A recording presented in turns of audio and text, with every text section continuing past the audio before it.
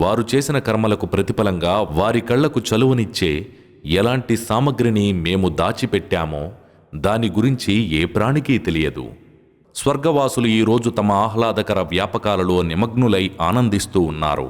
వారు వారి సతీమణులు చల్లని నీడల్లో పీఠాలపై దిండ్లుకు ఆనుకుని ఆసీనులై ఉంటారు.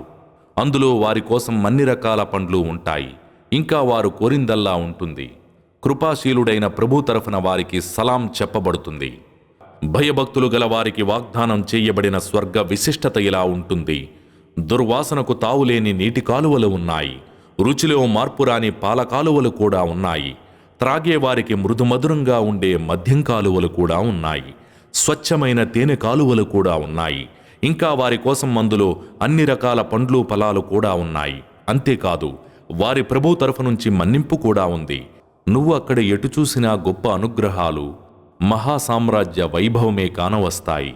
వారి శరీరాలపై పచ్చని నాణ్యమైన సన్నని సిల్కు వస్త్రాలు, దళసరి పట్టు వస్త్రాలే ఉంటాయి. ఇంకా వారికి వెండి కంకణాలు ఆభరణంగా తొడిగింపబడతాయి. వారి ప్రభువు వారికి స్వచ్ఛమైన పరిశుద్ధమైన మధువును త్రాగిస్తాడు.